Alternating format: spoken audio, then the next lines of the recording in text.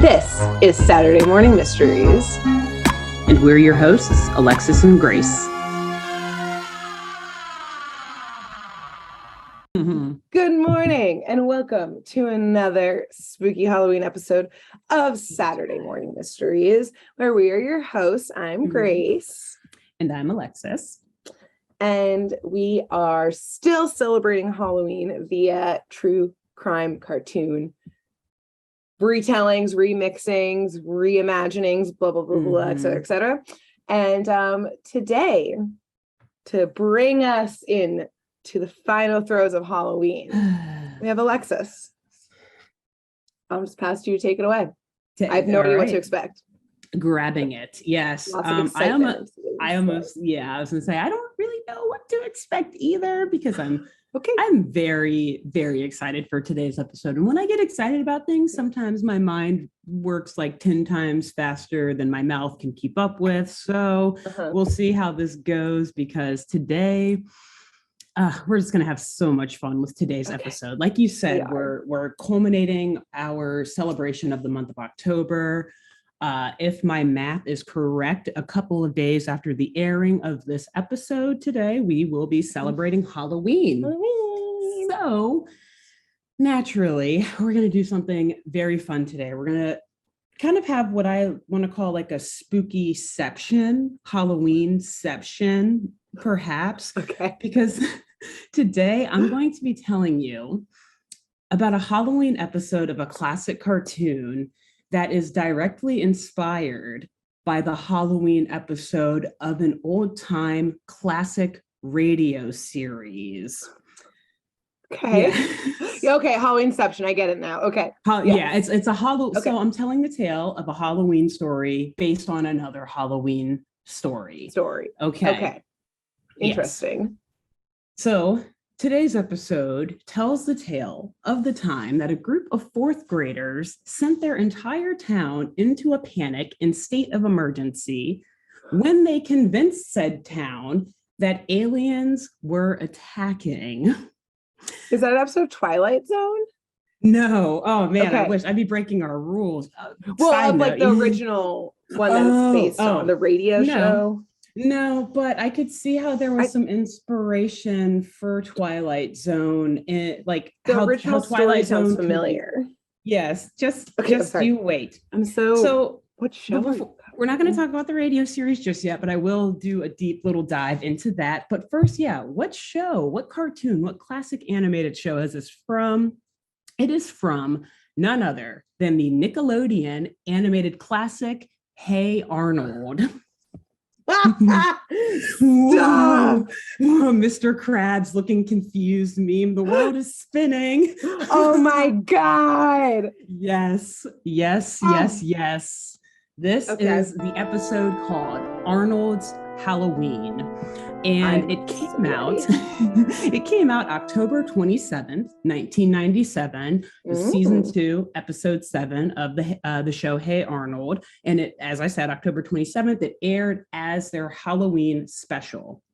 So typically, and I'm going to do a breakdown of Hey Arnold, a very quick one in just a second, but Hey Arnold is typically like kind of like Courage, where there's an A and B part of each episode. But this was a Halloween special that took up the whole 22-minute block. Nice. So it's, like the full episode is all Halloween. They would do this typically for holiday episodes. So very quickly, since we haven't talked about Hey Arnold on this podcast, and honestly, it's not really a show that would fit into our typical podcast format because it doesn't really involve crime that often enough for us to really talk about it in true crime fashion. So I'm going to just very briefly sum up what the show's about and who the major characters are, so that I'm not just like randomly throwing names in here and people are like, if someone hasn't seen it. Yeah, exactly. So for those who are unfamiliar, this is just like per the Wikipedia page, the rundown of the show. It centers on a fourth grader named Arnold. And he is this boy who super wise beyond his years. He's a very likable kid. He's kind of like the moral compass of the show, able to get along with everyone. And he's always like constantly giving advice to folks and like waxing philosophical about life and like the meaning of it. And he really takes burdens of others on himself in hopes of, helping them through their trauma but can sometimes be a little naive in his faith in folks. And by the way, he also randomly has like a football shaped head and like unwieldy blonde hair. Anyway, so as a fourth grader. And he is a fourth grader. Yeah. So this kid, he lives with his grandparents in an inner city tenement in like the state of Washington. And essentially each episode tells a story about him navigating life in the city while running into shenanigans with his neighbors and his family members and his friends and his classmates from PS 118 is the name of their school, public school 118. But this being a show set in a big city, it also includes this just amazing large cast of characters, and a lot of the episodes kind of honestly explore the side characters' lives more than Arnold's. So, like I said, though, Arnold is generally the main character of the show, but some of the other prominent ones include his grandpa Phil and grandma Pookie, who own and run Sunset Arms, the tenement that they live in, which is essentially like a shared housing unit. It's not an apartment complex, but just a massive house where people rent out different rooms. Can I, real quick? Go for it. Also, just note that in the housing, Arnold had my dream bedroom as a child. Bring it up later. Yeah. Okay, great. Like the coolest room. Yeah. It's like the attic, like with a skylight. It's just huge. It was just, I don't know how to describe it, except like that is what I wanted as my room growing up. The dream room. Yeah. Cause it, like you said, the attic. So he had like the drop down staircase that he had to pull down to get up there. So totally private, amazing decoration, just like all these cool, like radios and like vinyl players and just cool electronics that he always had, and like a sofa that came out of the wall and like folded back in, and dope room. I'm going to talk about it a little bit more later, but cool. Thank you for saying that, because so true. I think every kid at one point who watched Hey Arnold wanted Arnold's bedroom. I still want it. I still do. Can I install in your apartment? In my apartment, there's like someone who lives above me. Like, we can come to an agreement, right? That's cool, right? So anyway, he lives with his grandpa and grandma, Phil and Pookie, who own and run Sunset Arms. And fun fact, I mentioned this in the past, but Grandpa Phil is voiced by like a voice acting legend, Dan Castellaneta, who voices Megavolt and a bunch of other characters and shows we've done in the past. Anyway, Arnold also is commonly joined by his best friend, Gerald, who is this like super smooth, creative, hip with the culture kid, like dope ass afro that stands like 2 feet tall up on his head and is just like always telling the old neighborhood folklore tales and stuff, and is like DJing parties all the time, like the coolest kid. And then often he's always joined by his frenemy. We'll describe her as Helga. And she football head. Yeah, she's this like blonde pigtail wearing very bossy girl in school, and is pretty much like considered a bully. But sadly, she does come from a very like a super neglectful home, and is like high key, not even low key, but high key in love with Arnold, and like to total like, unrequited love. Like he either has no clue, or he's just like, no, you're always mean to me. Like the fuck. That's how get in love with you. They do eventually. Anyway, that's a whole other thing. So anyway, and last but not least, we also commonly see a number of residents who live at Sunset Arms, like Mr. Wynn and Ernie, and just so many neighbors and residents there, as well as classmates of Arnold and Gerald and Helga's. So the show originally aired on Nickelodeon from 1996 to 2004, had like 5 seasons, more than 100 episodes, and 2 feature film movies. So it was very, very popular. And honestly, I would say, and Grace, it sounds like you may also hold this sentiment, probably one of my favorite shows growing up, one of my favorite cartoons growing up, for a few reasons. One, the music was absolutely amazing. It was even just like the main like entry music, but also like the actual theme, the score music and all of that throughout the episode or episodes. It's like this blend of jazz and blues and New Jack Swing that is just very like the the quintessential 90s music and like kind of like urban like street music. It was just so cool. There was this amazing fictional world I love of all these dynamic and diverse characters who I kind of like alluded to before, because this is the big city, kind of like a hybrid of Portland and like Seattle and Chicago and Brooklyn, maybe like all put together. So you see all these types of different cultures coming together in the show and just interacting as like normal, loving neighbors for the most part. And all of these characters have very grounded stories and character relationships that really give and gave, I guess, kids like something that, in my opinion, was equally positive and humorous to watch. So it wasn't like SpongeBob, where it's really just like slapstick and kind of like bizarre comedy. It was like actual, like really human stories of things that kids could relate to. Like one of the most memorable ones for me is when a kid named Harold he's trying to avoid his bar mitzvah because he's not ready to be considered an adult yet. And it's actually a really touching story about how Arnold gets him to come around and to learn like, no, dude, you can do this. You're mature. You can be a man now, all this. So yeah, very heartstring pulling episodes and stories like that.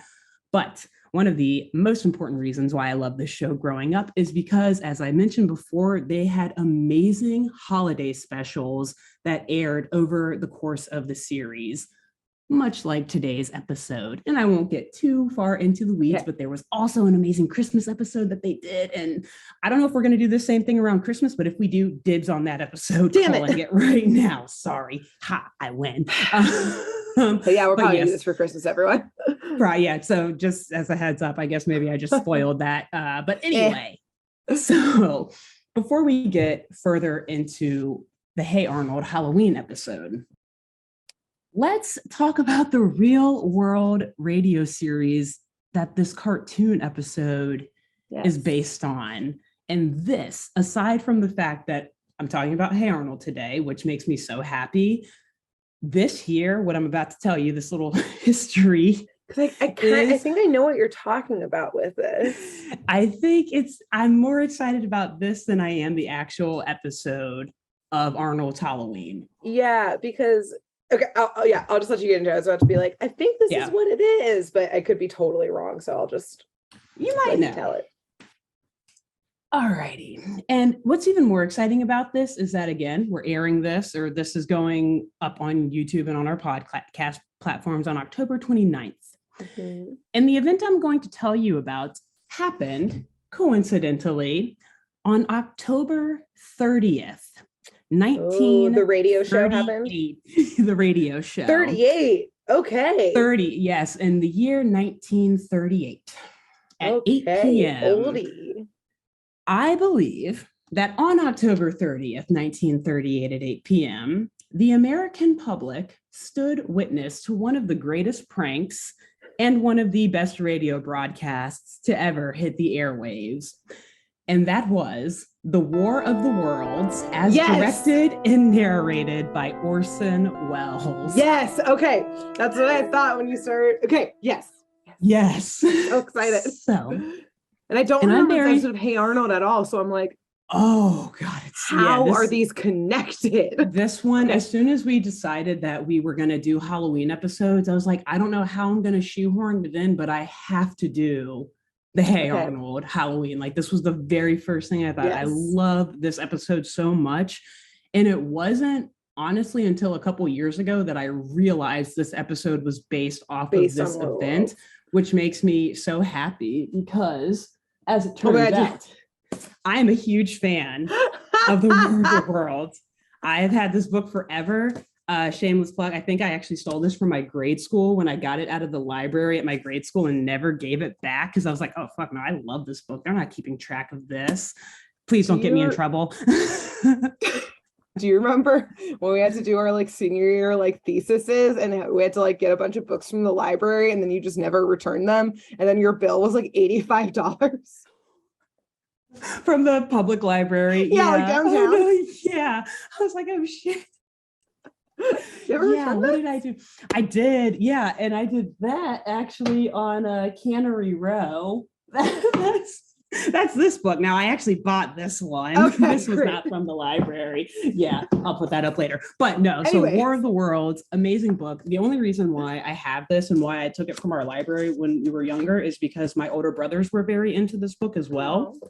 And naturally, anything that they did, I wanted to do too. And also because it was around the year that the Tom Cruise film came out, I think 2005. And at that point, since my brothers had already read the book, we also used to watch I think it was, the first film adaptation came out in 1953. Whoa. Which dope to see them do an alien invasion movie with like technology from the 50s. But anyway, So another reason why I'm excited to do this episode, because I love War of the Worlds. It's like one of the best, most famous science fiction books, movies, all of that stuff ever.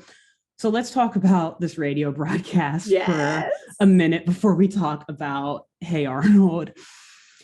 So the War of the Worlds, the radio series, it was a Halloween episode and the 17th episode overall of a radio show called the Mercury Theater on Air.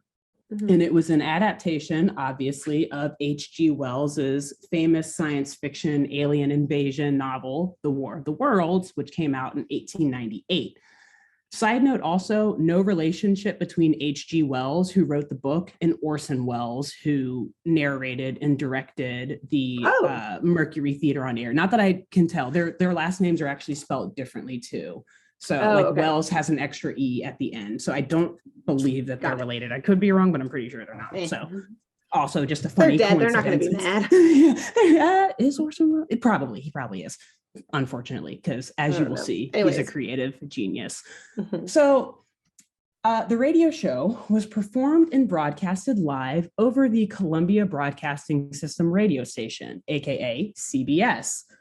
One more super nerdy in the weeds fact, but CBS actually today has evolved into CBS Viacom, which owns Paramount, which owns and programs Nickelodeon, the station that Hey Arnold was on. So it's like keeping it in the family. And apparently they also did both of the movies as well. Paramount did. So maybe Paramount's going to sue us for using War of the Worlds IP in this episode. Our lawyers will be prepared. So anyway, some background here. The Mercury Theater on Air was a radio series of live dramas created and hosted by Orson Welles. He was an actor and a writer and a director. And the program aired retellings of a lot of famous works of fictional literature. So they did like Dracula, they did Treasure Island, A Tale of Two Cities, The Count of Monte Cristo, Jane Eyre, hilariously in line with our Timmy jokes over the past couple of weeks, Oliver Twist. And anyway, so all of these were met with a bit of success, and the program was decently popular. But for their Halloween special in the year 1938, Orson Welles thought that they should do something a bit different. Since they were like kind of getting some cachet with the audience, like, oh yeah, this is a good program. These guys are really talented at making us feel like we're part of a play, or not part of, but that we're listening to a play. So Welles thought, well, let's actually like give them a nice Halloween treat.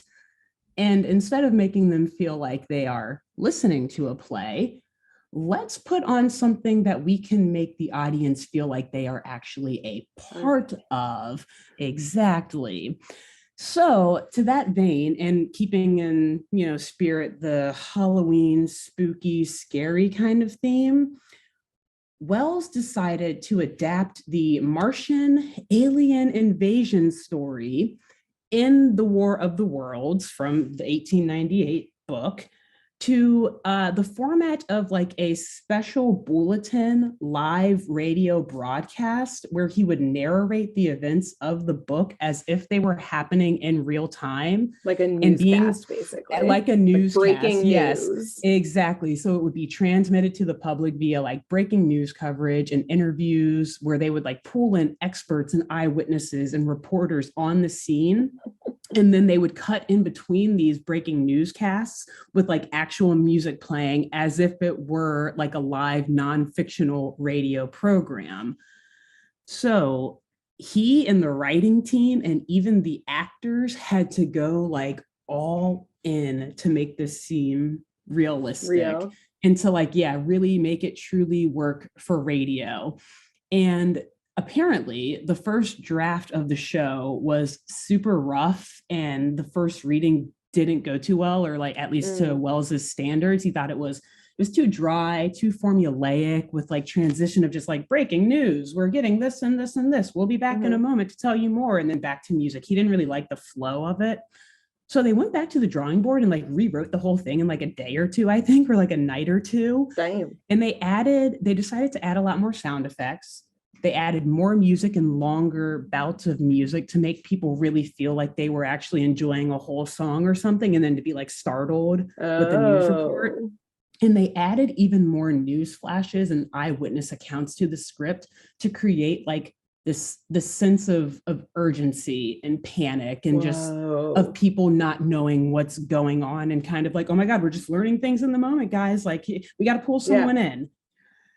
And so in addition, the writers actually added in real names of places and towns and like institutions, like scientific institutions, wherever possible, to make the story seem real. Like to the point where I think one of the last drafts of it, I read this, I think it was on the Wikipedia page.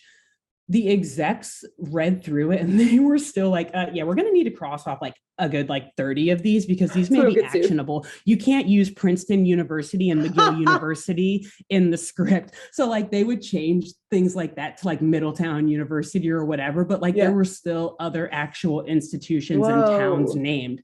So for example, the book War of the Worlds takes place in 19th century England. But in the radio broadcast, they're like, no, let's make it modern day for that time. So 20th century New Jersey. So they ended up setting this in an unincorporated area, a real town that still exists today called Grover's Mill in West Windsor, New Jersey. Yeah. So they were like, oh, let's make this super real. We're not going to make it like across the pond or like some fictional made up place. Like we really want people to think that this is happening. I didn't realize that it went like that in depth because I only knew about like kind of like the breaking news-esque like nature of this, but I didn't realize that they like tied it all into real life things. I thought people just got like duped by like breaking news sounding things, but they went hard into this. And Grace, they went even harder. I'm still just getting started. Oh no. What's even more impressive, and this to me was like one of the most jarring parts reading this in a good way, like that made me almost like bow down to the creative team when I read that this went into it.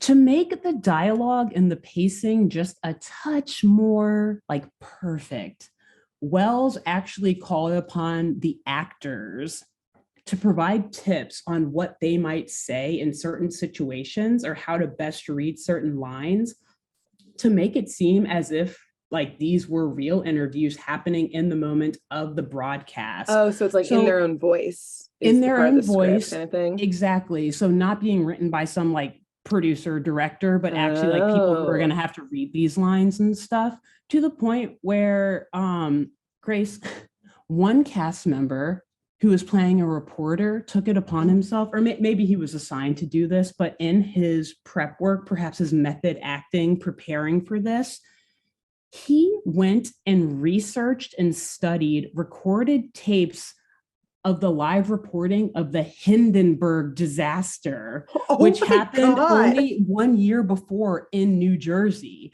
So this event that was, yes. So he went and the live report was done by this guy named Herbert Morrison. And I went and I had to listen to it when I was researching for this, or like at least a snippet of it. The guy sounds absolutely terrified because I mean, you look back on it at the time and you're like, oh, giant, like helium, whatever balloon, whatever it was. He's terrified. A lot of people died. But like when you compare it to stuff that happened today, it's like, whoa, I mean, she, oh guy, calm down, guy, calm down. But like when you listen to it, the guy was in such like trauma and fear and all that watching this. And so the guy playing the reporter in the War of the Worlds radio series decided to study that. Yeah. So that he could evoke that same sense of like terror and fear and just like an uncertainty of like, oh my God, how many people have died? How many more people will die? You know? Oh my God.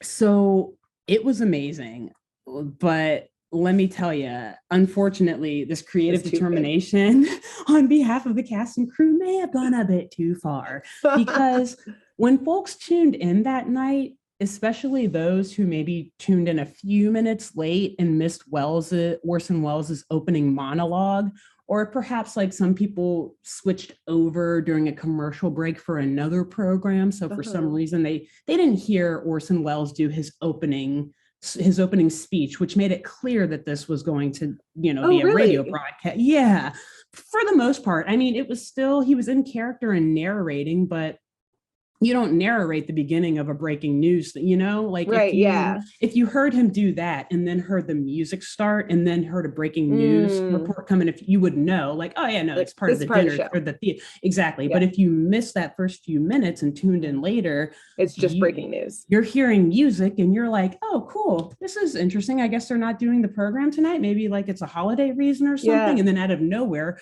breaking news alert coming out of whatever, like they're talking about.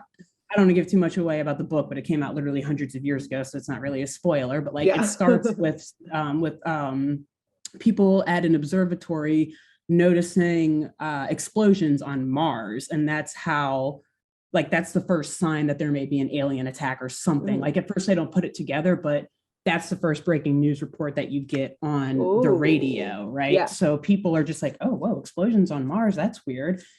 And then the music comes back on, and then another breaking news report. Like we're getting reports of a crash of whatever in a spherical object in Windsor, New Jersey, or old timey voice. I love your radio voice. That's great, by the way. Yeah, thank you. Maybe I should quit my day job. I have a face for radio, as they tell me, or a voice for radio. So.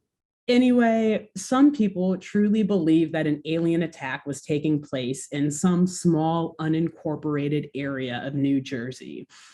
And reportedly, a lot of people actually took to the street. They were like looking up at the skies, panicking, perhaps looting. And according to some articles, some people committed suicide thinking that it was the end of the world. Now, but I want to say, because I still respect this radio broadcast way too much, many of those claims, if not all of them, are refuted because there can be no like records of deaths from that day found. Okay. But that didn't stop news outlets from putting it on the headlines of their papers for a couple of days after. Exactly. Okay. So the next day after the airing, aka Halloween 1938, the front pages of newspapers were filled with reports such as people killing themselves or, sending towns into a panic and all of that. But to this day, like I said, there's still a lot of skepticism about whether that mass hysteria actually occurred or if the media kind of blew it out of proportion based on sensationalism and the pearl clutching norms of yesteryear of the 30s, whatever, and media decency and whatnot. They were just like, oh my God, FCC, take off the air. How dare they? Got it. Nice. But the show allegedly did not have, even though it was good, it didn't have that many viewers, and there were other popular programs that had the same block on other stations.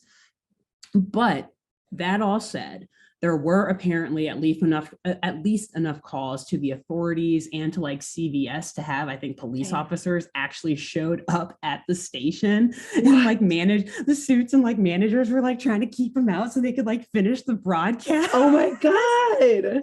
Damn. And in the end, because I guess someone sent a note into Welles during one of the breaks or whatever. And so in the end, he did close his narration of the broadcast by announcing, and what is reportedly in an out of character way for this show, that he didn't normally do this, but he was like, guys, this was nothing more than a shameless Halloween trick. It was, the equivalent of us putting on a cloak and shouting boo from behind a bush, dressing up as a ghost. We're just joking around. Just a play. And he did kind of ultimately apologize in a quickly thrown together press briefing the next day, saying he really didn't anticipate the reaction and all of that. I didn't think y'all were that stupid. I know, right? But at the same time, he's like, I also didn't know we were that talented. It's like, I know you guys are idiots or we are creative geniuses. I don't fine either. Don't be. So yes, while this was perhaps the greatest Halloween prank in American history, it was also perhaps a little bit overblown by the media, but nevertheless, in my mind, it is still iconic in its own right. And I did actually take it upon myself to go and listen to this broadcast. It's a little less than an hour long, totally worth it. I think that it's like, and I'm not just saying this because I really like the book and like the movies and Hey Arnold and like because I'm trying to overhype this episode. Like it truly actually is.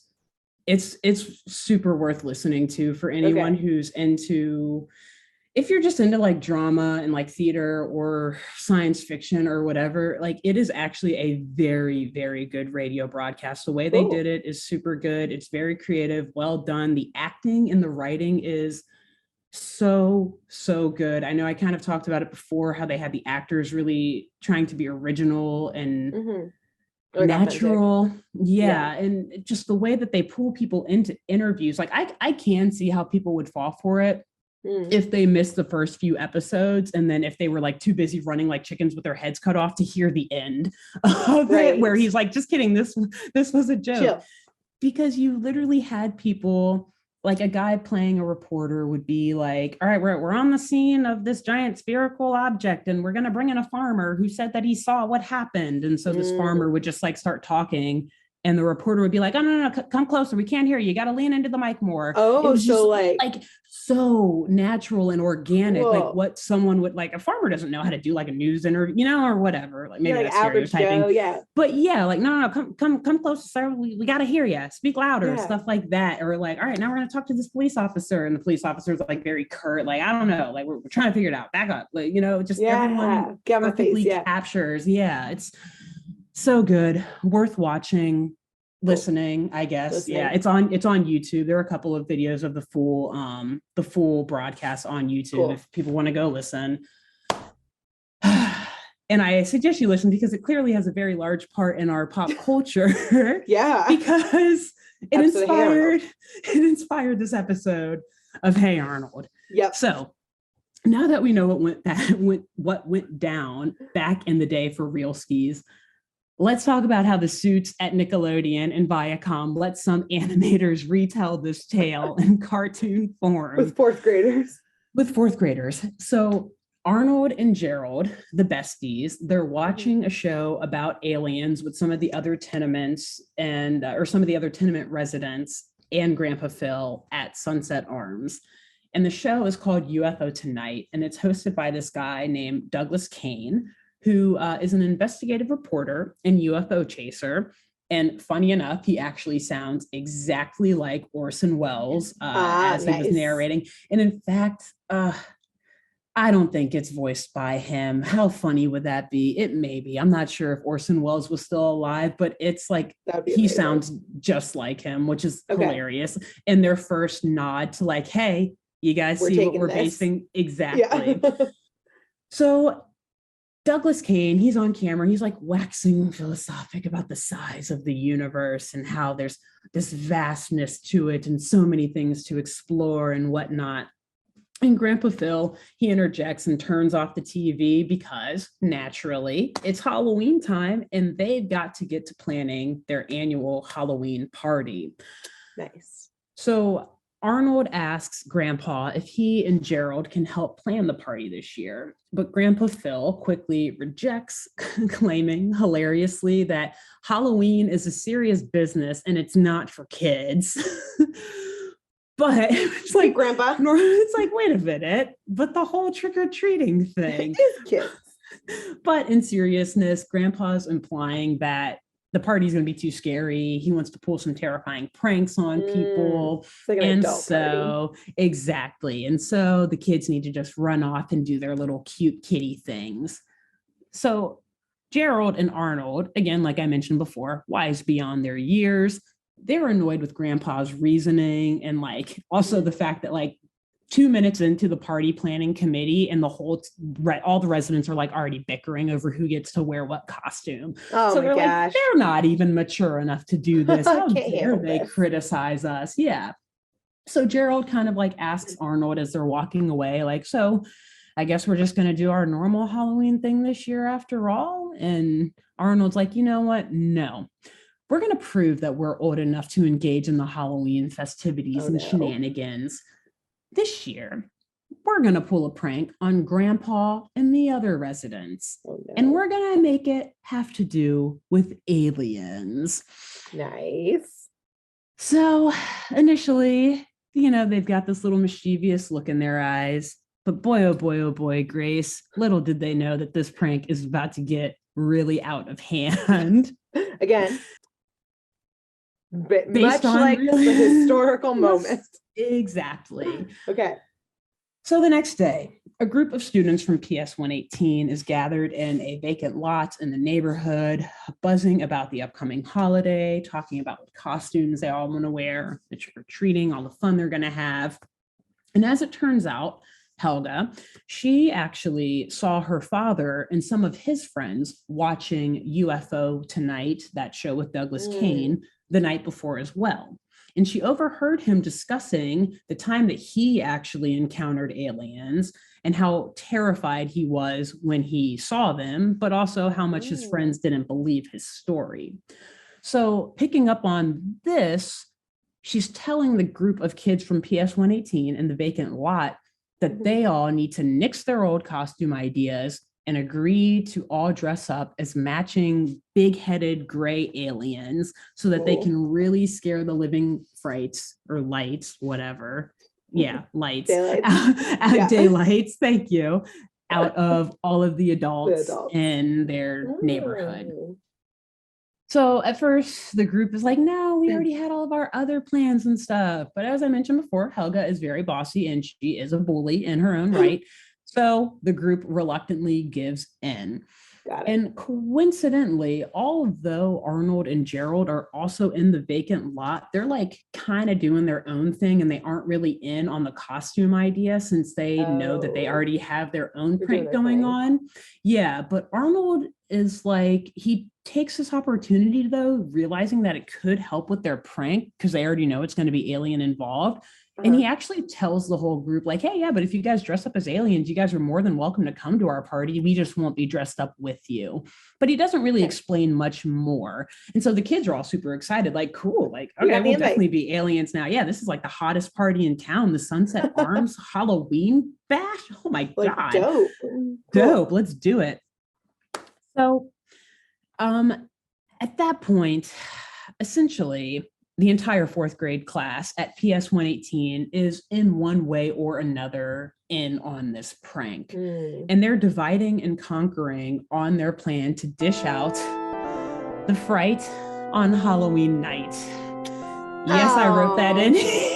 Oh, the Halloween night. Precious, except it's all going to go horribly wrong. Horribly wrong. Or horribly, like terribly horribly wrong. way too well. It's confusing. Little column A, little column B. I mean, yes and yes. I guess both things can exist. So yes, okay. I guess, yeah, by definition, the better a prank goes, the worse off the prank goes. Yeah. Right? So, exactly. Okay. It's complicated. So Halloween night is off with a bang at Sunset Arms. The party inside is popping. Kids are constantly ringing the door for their tricks or treats. And Arnold and Gerald, at a certain point when, the crowd is a little distracted, they decide it's a good time to sneak away and get the prank started. Okay. And also because, just like the radio broadcast, they had a firm 8 p.m. start time for the prank to start. Love it. So they go up to the roof of the building, which is a common hangout spot for them because Grace, as you noted before, Arnold has that dope ass bedroom in the attic with the skylight. It's got roof access so they can just pop in and out, hang out on there. They like camp out on the roof all the time. Again, this was like the dream house growing up, watching the show as a kid. So anyway, on top of the roof of Sunset Arms, they've set up like this entire makeshift radio broadcasting set that they have also wired from the roof through the house and like connected to the radio system in Sunset Arms. Which I know you're, yes, it is impressive, but also not quite an oddity for Gerald and Harold. As I noted before, or Gerald and Arnold. Harold is another character in the show. Sorry. I noted before, but Gerald is super creative and hip, and Arnold has this like really good sense of tech. Yeah, so they both like weirdly do know. Yeah, like they're always tinkering with different things, and like they are constantly like DJing stuff and playing like instruments and like hosting, entertaining people. They just like this isn't their first rodeo. If you watch other episodes of the show, like it kind of makes sense that they can do this, even though it doesn't really make sense that they can do this. Anyway, so Arnold, he's working the ones and twos and the sound effects, and Gerald with his, suave voice serves as the broadcaster. Amazing. The narrator. And he like fakes this like deeper, more animated voice for radio broadcasting. Like it's like clearly Gerald talking, but he isn't just talking as himself. He's trying to sound quite the part. And again, just exactly like carbon copy of the real life radio broadcast in 1938. After music is playing for a little bit, we hear the radio static kind of come in and out. And all you hear is Gerald over the other side saying, "We interrupt this broadcast for a special bulletin." And wait, oh, go ahead. Yeah. So the party was playing the radio and they just kind of like hacked the radio. Yes, they like rewired shit. Yeah, so that it could be picked up exactly down on the first floor in the residence. So yeah, and they're like listening to the radio as the music for the party. So then after Gerald says, like, we interrupt the broadcast, he's like, a large saucer-like craft of unknown origin is reported to have landed on the outskirts of the city.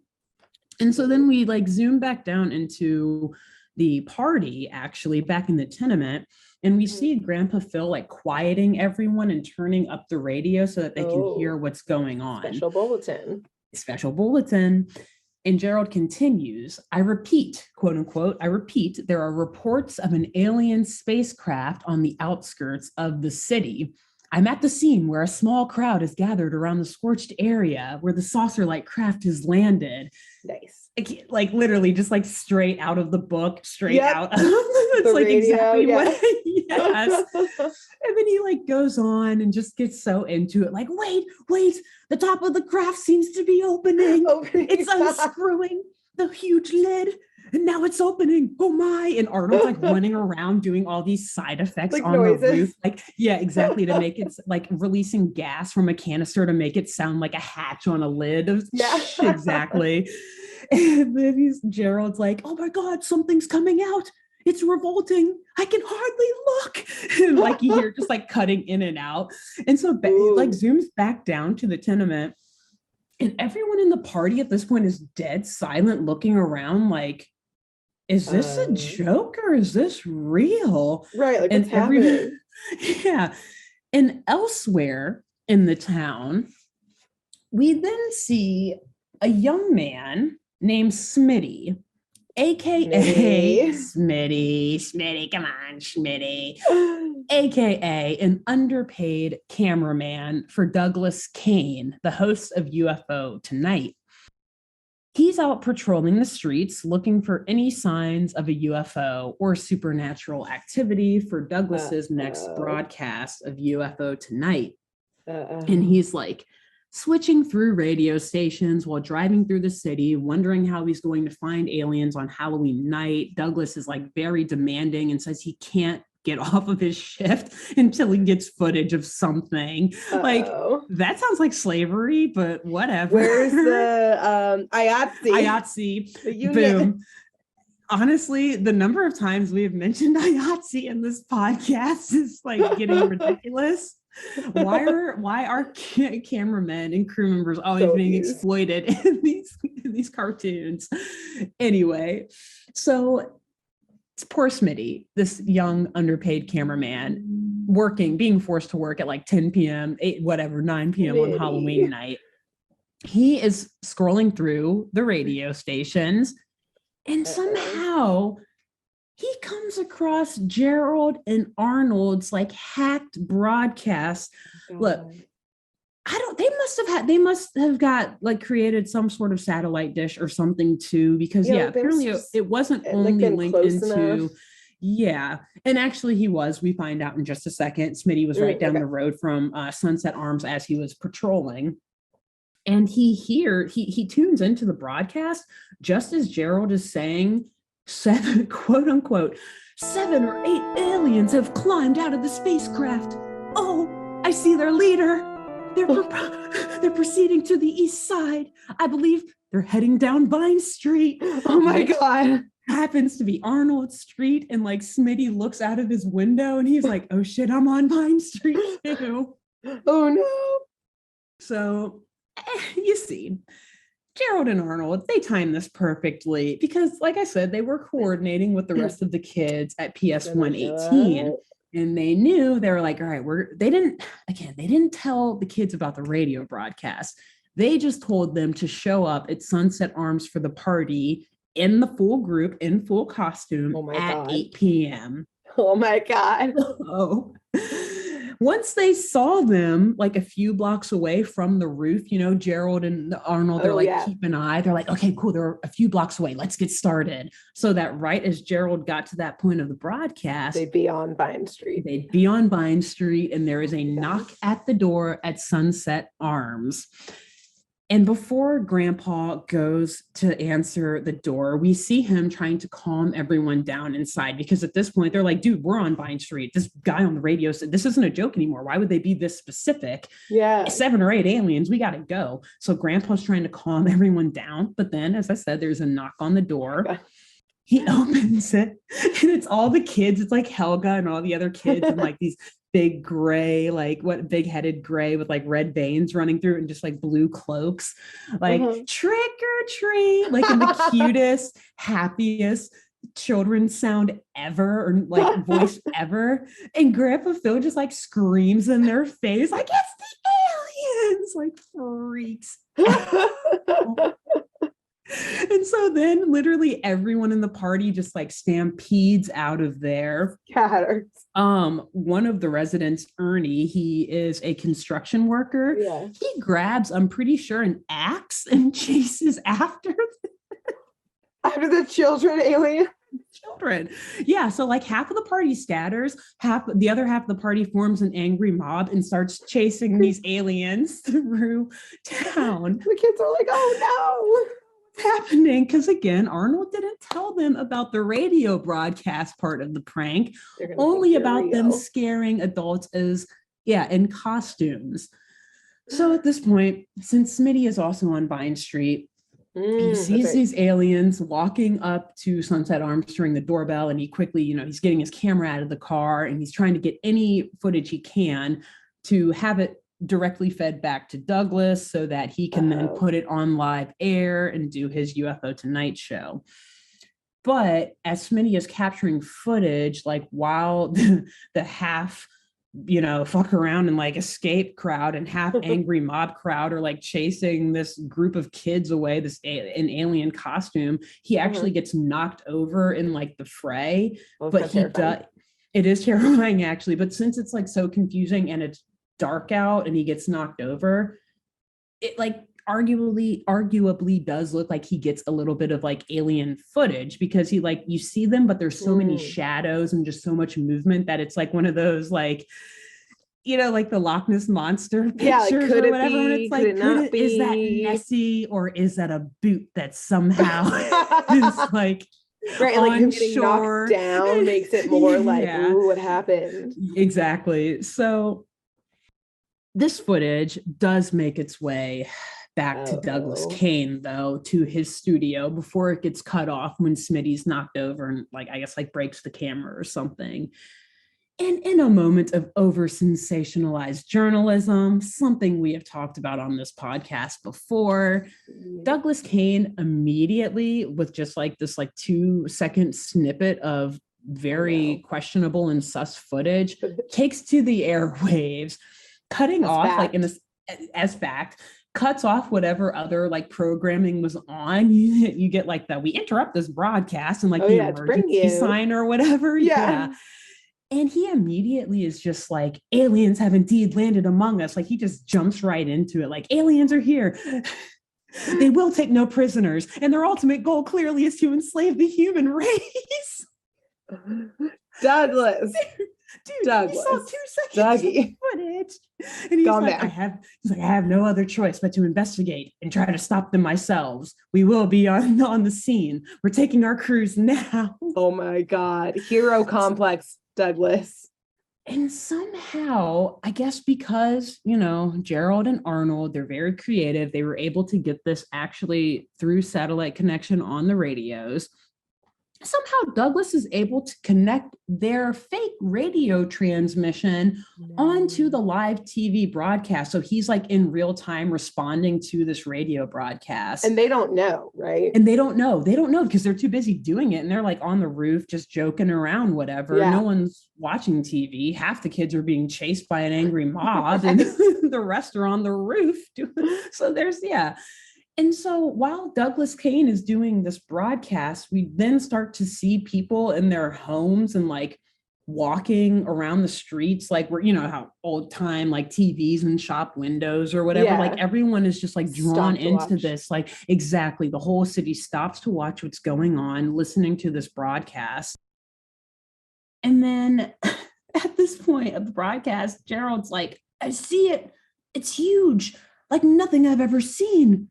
The mothership, I repeat, it's landed on Wells Ridge, which, Wells Ridge, call back to H.G. Ann Orson. Nice. And so he's like describing it like it's huge with rings of light around it. The mothership, it's going to attack us. And this is where the prank gets even more advanced, you guys. Oh. Arnold and Gerald coordinated with yet another classmate at PS 118 who camped out at the local water tower at Wells Ridge and Christmas lights to it. Which classmate was this? Stinky. Oh my God, yes, I had a feeling. Stinky Peterson. Yeah, the tall country boy. Would do that for them. Yeah, he has no clue what's going on. He's like, I don't know. Arnold just told me to come here and put the lights on. This seems fun, I guess. Yeah, pretty much. Because right as Gerald gets to that part of the broadcast, turns it on. Arnold like radios over to Stinky, like, Stinky, hit the lights now. And because remember, so Gerald's saying the mothership is at Wells Ridge. So everyone like leaves their houses and starts to look over in that direction of the water tower. And at that exact moment, the lights all turn on the water tower. But unfortunately, so this somehow though accidentally causes it short circuits the energy grid in their town and shuts off all the power in the city to the point where the only thing lit up is the water tower now with the Christmas lights on it.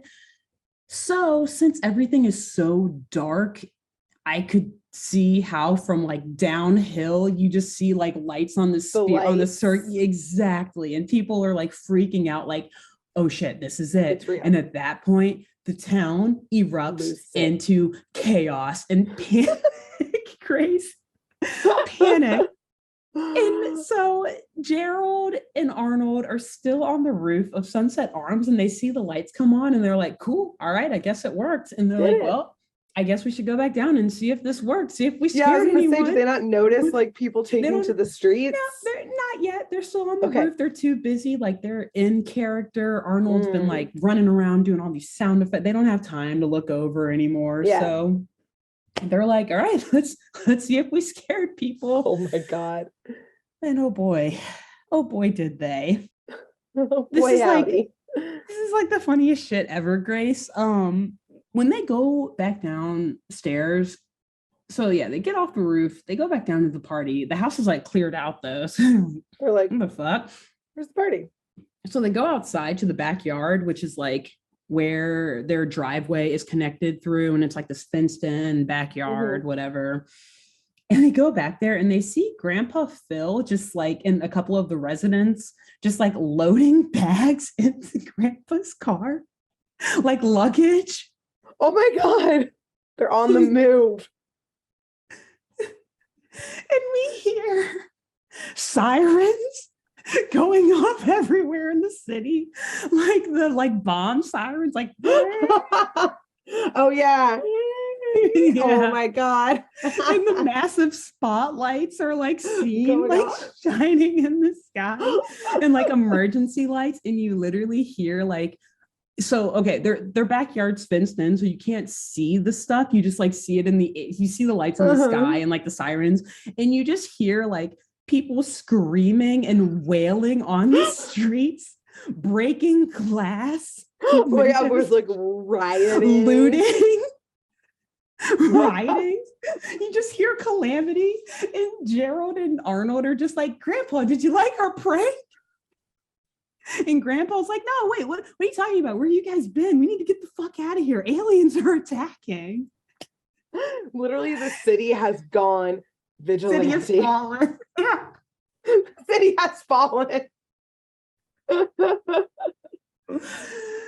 And Arnold's like, it's all good, Grandpa. It was just us. We were pulling a prank on you guys to scare you. It looks like it definitely worked. And Grandpa's like, no, dude, seriously, look at the mothership over there. He like points over yonder. And hilariously, Arnold's like, Grandpa, that's the water tower. Stinky's up like, there.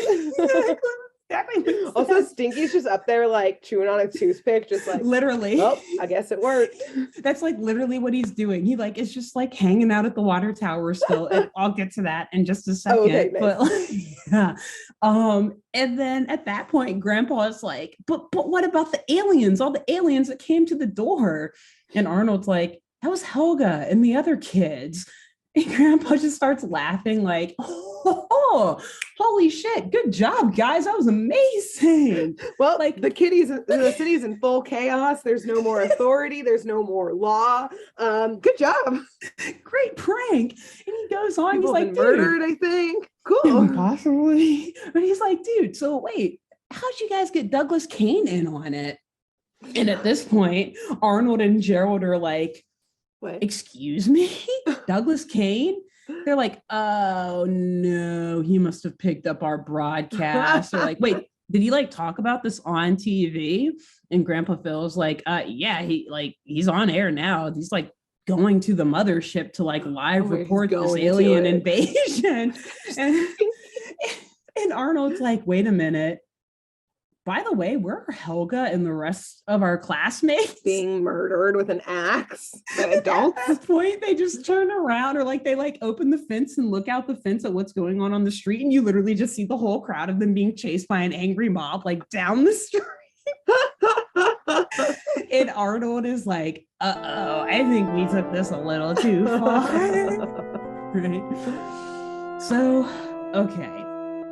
As the kids, still in alien costume, are being chased by this angry mob throughout the city, Helga's like, dude, guy, it's just us. It's the kids. We're the town's kids. You know us. Like, come on.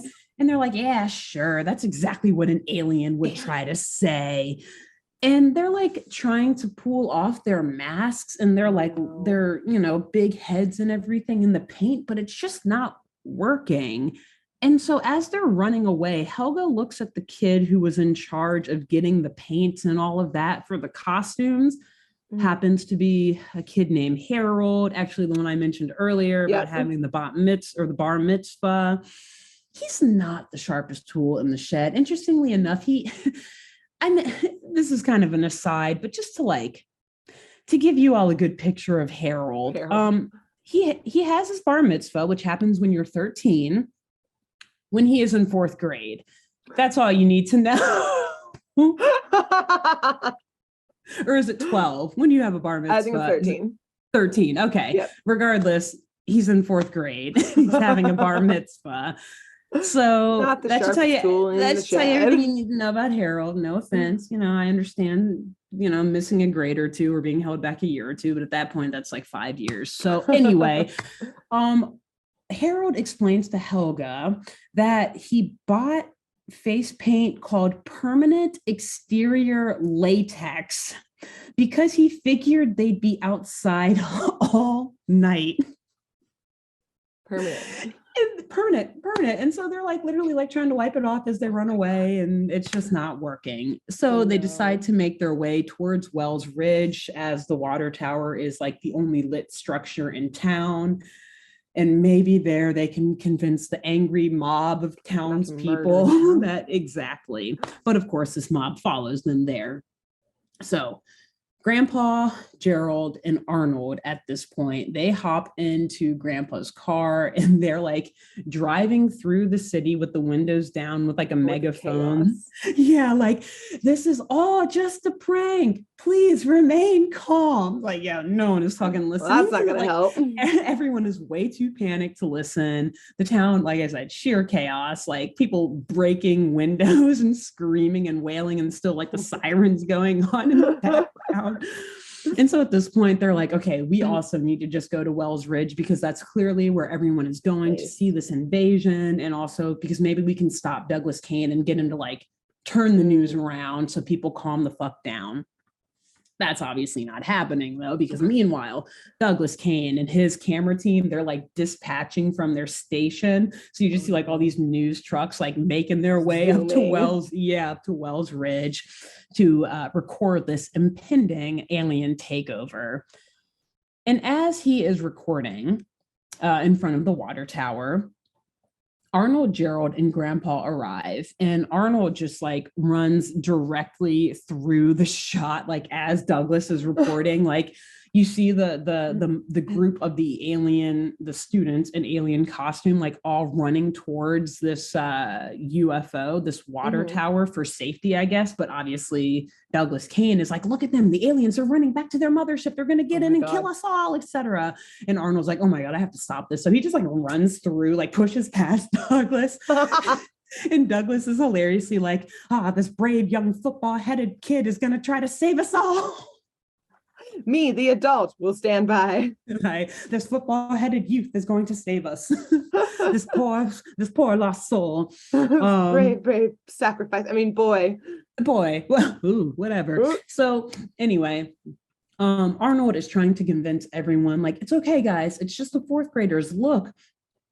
But the mob has gotten a little too vicious on their trek from town up to the water tower. They always do. Grace, they set off an explosive on the water tower. Excuse me?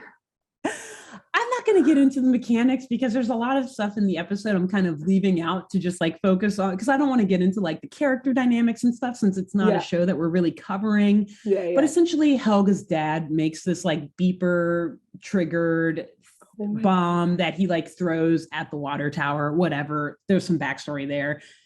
Watch the episode on Hulu, everyone, if you're interested or don't remember. So yeah, they set an explosion off of the water tower, thinking it was the mothership.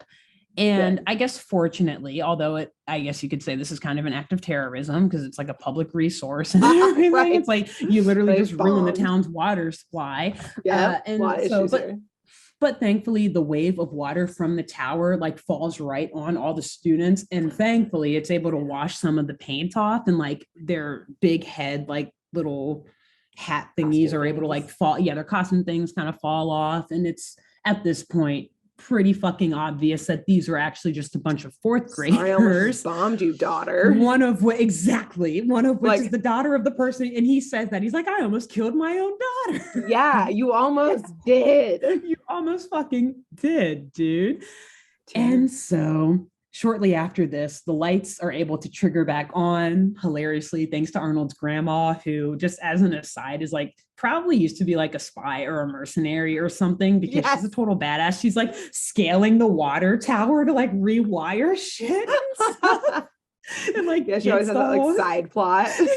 Exactly. She's like, has like the paint like under the, her eyes, like the beanie, yes. the black tank top, and like army cargo pants, and like a Still with her like little fanny pack. bun. Yes, exactly. And she like always runs off. Like, actually, hilariously, I didn't include this in the script, but like at the point where Grandpa Phil and all them are like packing up the bags in the car to go, you just see him like, Pookie, come on, we gotta go. And she just like turns around and she's in that get up and she's like, don't wait up. And then she just like runs. She like runs off. And then the next time we see her is like rewiring the electric grid. Don't wait up. An icon. I love Pookie. Anyway, so yeah, the lights come back on. And people are like, okay, those are obviously fourth graders. And that is indeed the water tower. Oh, shit. How are we going to get our water back? Oh, well, we learned from our mistakes. And sorry. And so they're all, happy, friendly neighbors again.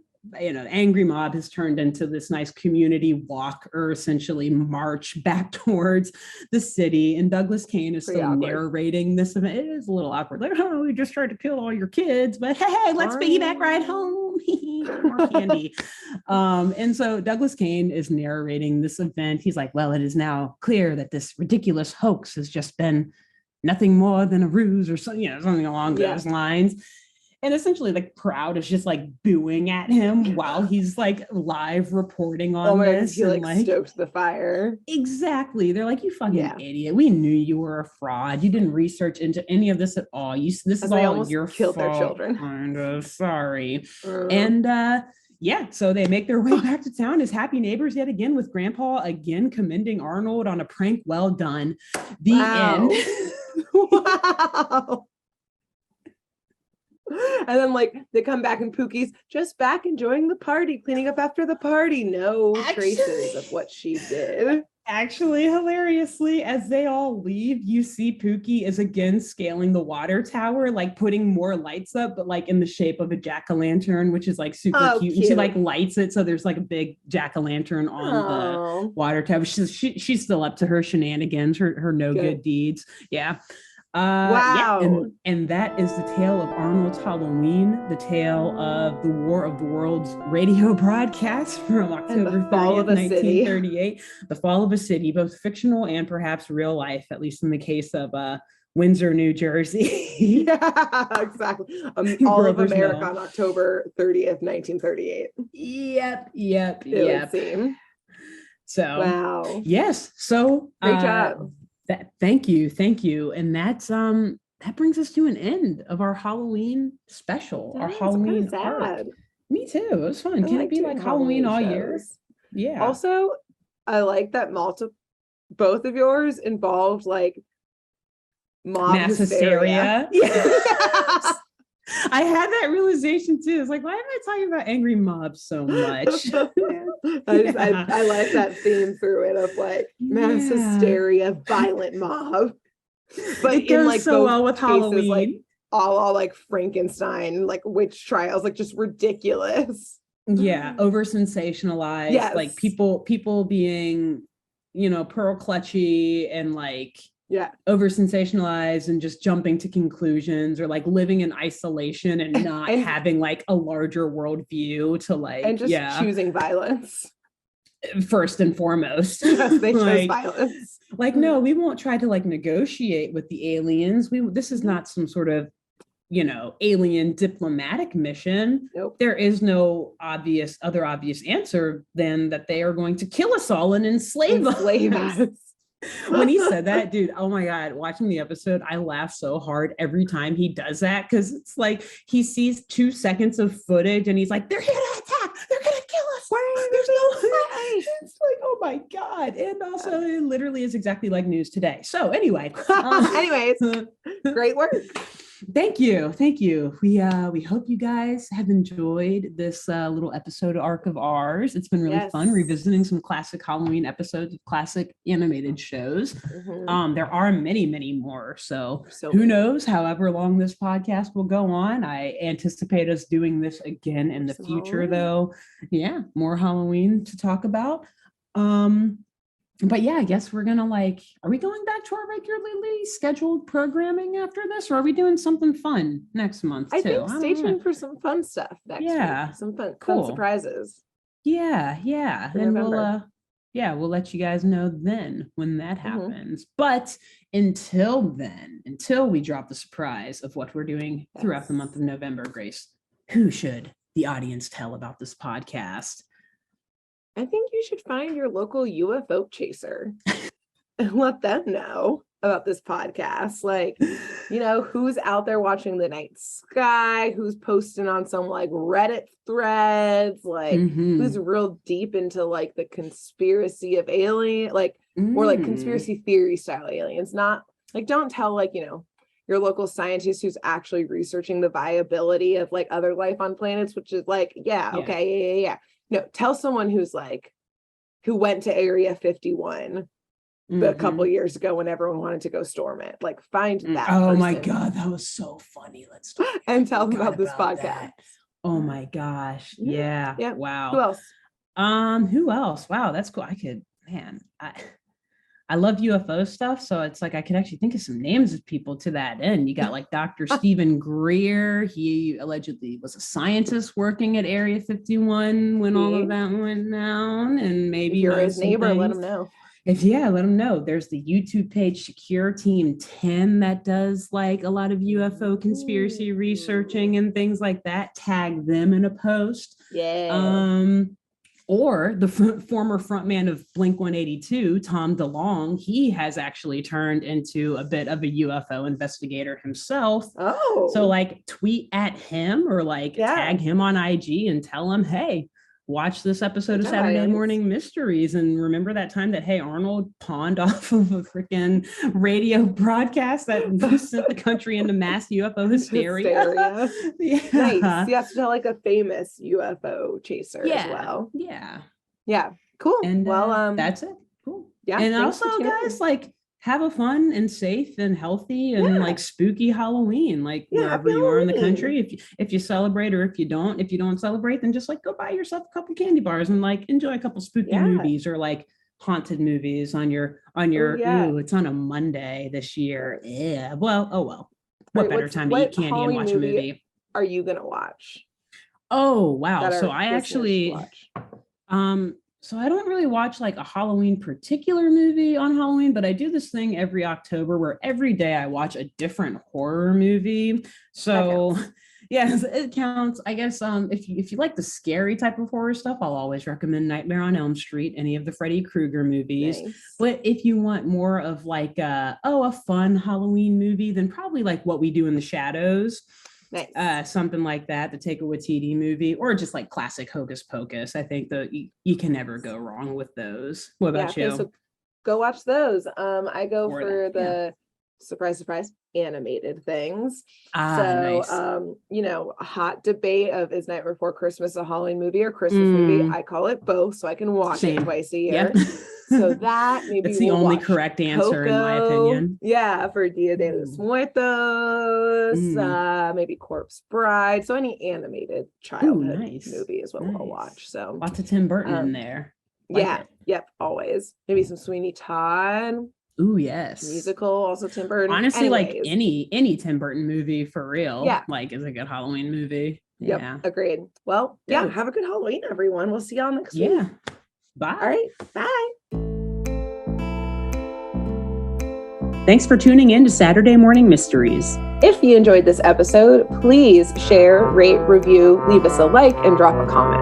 We post episodes every Saturday and bonus tune tangents whenever we feel like it. So please subscribe so you don't miss the shenanigans.